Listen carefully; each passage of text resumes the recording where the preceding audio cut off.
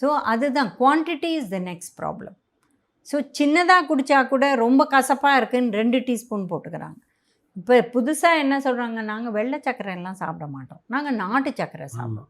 ஆனால் நாட்டு சர்க்கரை நல்லதுன்னு இது 1 டீஸ்பூன் போட்டால் வெள்ளை சர்க்கரை, நாட்டு சர்க்கரை 2 டீஸ்பூன், கேலரி அது டபுள். புரியுதுங்களா? ரெண்டும் ஒரு ஸ்டெப் முன்னாடி தானே நாட்டு சர்க்கரை.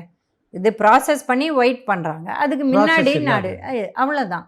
அதில் கொஞ்சம் அயன் கால்சியம் இருக்குது, இல்லைன்னு சொல்லலை. பட் அந்த அளவு திதிப்பு வராது, ஏன்னா ப்ராசஸ் ஆகலை. அது 2 டீஸ்பூன் போட்டுக்கிறாங்க. இதெல்லாம் நாங்கள் டயபெட்டிக், நாங்கள் அதை போட்டுக்கிறோம். நிச்சயமாக போட்டுக்கூடாது.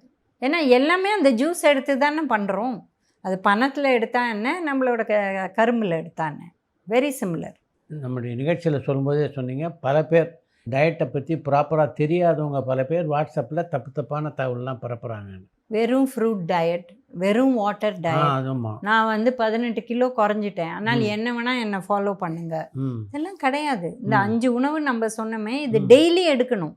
நீங்கள் வெயிட் குறைக்கணுன்னா அதுக்கு நாங்கள் ப்ரொபோர்ஷன் சொல்லுவோம். இப்போ நம்ம சொன்ன மாதிரி வெயிட் ஏறணும்னா நாங்கள் ப்ரொபோர்ஷனை மாற்றுவோம். பட் 5 உணவும் டெய்லி முக்கியம். இது பண்ணுறதில்ல. ஃப்ரூட் டயட்டுங்கிறாங்க, டீடாக்ஸுங்கிறாங்க, வெறும் ஜூஸை குடிக்கிறாங்க, வெறும் தண்ணி குடித்தா போகிறோங்கிறாங்க. இதெல்லாம் ரொம்ப டேஞ்சரஸ் சார். ஏன்னா பேசிக்காக இப்போ கொரோனா போது நம்ம நிறைய விழிப்பு வந்தது.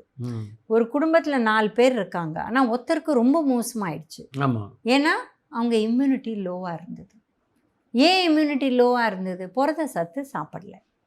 ஸோ இந்த மாதிரி விஷயங்கள், யாரெல்லாம் பேலன்ஸ்ட் உணவு, இந்த 5 உணவை ரெகுலராக எடுத்தாங்களோ, அவங்க இம்யூனிட்டி நல்லா இருந்ததோ, அந்த அளவு அதை நம்ம மீண்டு வர முடிஞ்சது. யாரெல்லாம் ரொம்ப குறைவாக இம்யூனிட்டி இருந்ததோ, உணவை சரியாக சாப்பிடலையோ, நிறைய பேர் ரொம்ப கஷ்டப்பட்டாங்க. ஸோ அதனால இது முக்கியமான கருத்து.